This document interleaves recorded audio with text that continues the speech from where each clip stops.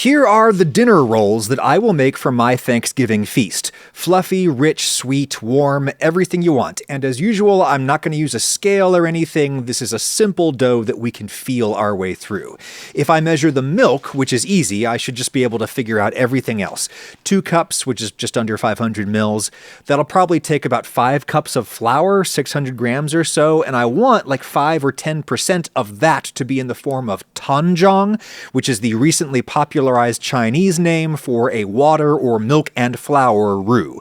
So what I've got here is roughly half a cup, 60 grams of flour, 10%, in a little pot, and then with the heat on, I will whisk in as much milk as it takes to get this into a paste. As long as I withdraw the milk from my total recipe quantity of moisture over here, then it doesn't matter how much I use.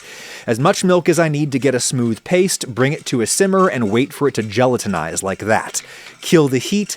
Try to whisk the lumps out, but don't worry too much. The little ones will smooth out in the kneading. I'm just gradually whisking in the rest of our milk because that's the easiest way to combine the rest of the ingredients with the tanjiang. Boiling 5 to 10% of your starch ahead of time modifies the starch, gelatinizes it so that it can hold more water inside it, and that means more moist, fluffy rolls. In a big bowl where a big batch of dough can rise. Touch the milk to make sure that it isn't so hot to kill the yeast.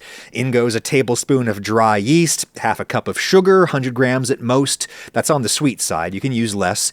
And about a tablespoon of coarse salt, about 15 grams. You could do a little less. That's on the salty side. 2 eggs. Eggs make bread soft, and dinner rolls are supposed to be soft. No need to beat them ahead of time. The friction of the flour will break everything up. I'll just grab a wooden spoon and start stirring in all-purpose flour. As much as I can stir in reasonably easily with a spoon, which will probably be like 4 cups or so. That's as much as I can stir in, and so it's enough for now. Let it sit for like 15 minutes or so the flour can hydrate and autolyse, that is basically self-knead. Cover with a wet cloth so that it doesn't dry out. Meanwhile, I'd melt half a stick of butter, 60 grams or more if you want to have some extra for brushing. 15 minutes later, we can see the texture of this dough has changed. It's stretchier, stickier. We can get more flour in easily. In goes half that stick of butter.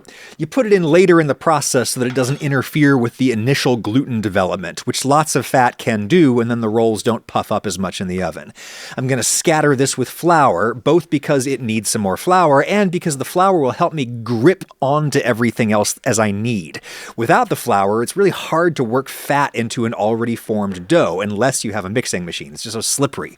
We'll knead this and knead in more flour as required until it's reasonably smooth, satiny, and it should feel sticky but dry enough that you could tear off a chunk and mold it into a roll. Just not sticky enough to do that is the right amount of flour, regardless of what kind of flour you're using. Now we'll cover this and let it rise, and if I'm lucky, I can do one of those old school spin transitions into the sponsor of this video, Helix Sleep, a mattress as soft and luxurious as these rolls. Get 20% off plus 2 free pillows at helixsleep.com/Ragusia. Helix is a premium mattress-in-a-box company. You take their sleep quiz online, tell them about your general dimensions and how you sleep on your side, front, any back pain, etc., and they'll recommend a mattress for your body. We ordered the Helix Dusk, and a few days later, this box shipped free to my house containing a real spring and foam king-size mattress, if you can believe it. Just drag it into the bedroom, break the vacuum seal, and poof, it's like lying in a giant batch of freshly baked rolls. A Helix mattress comes with a 100-night sleep trial to make sure it's right for your body, a 10-year warranty, free shipping within the US, and financing and payment plans available. Save 20% on your perfect Helix mattress and get 2 free pillows with my link in the description, helixsleep.com/Ragusia. I love my Helix, and I think you'll love yours. helixsleep.com/Ragusia. Thank you, Helix. You could rise this like 2 hours on the counter or overnight in the fridge, which is what I did. Slightly better flavor with a slow, cool rise. Rich doughs like this do not puff up that much. Don't be dismayed if it doesn't quite double in size. Break this down into like a dozen portions, however you want. I'm just rolling this into a big snake and then cutting it with scissors. If we had not started with a tanjong, a dough this moist would be super sticky and hard to work with at this stage, but lots of the water is locked up in the pre-gelatinized starch matrix, so we're fine.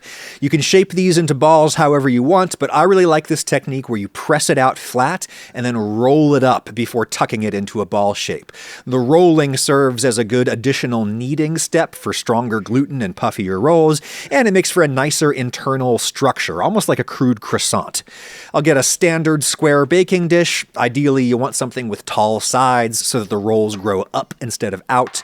You could grease the inside of this with your leftover melted butter, but I prefer to just crumple up some parchment paper so that it fits into the corners well enough. In the rolls go, and however big they are, however big the pan is, you want to get them so that they're just touching, so they grow into each other, which keeps them moist, and it forces their expansion upward.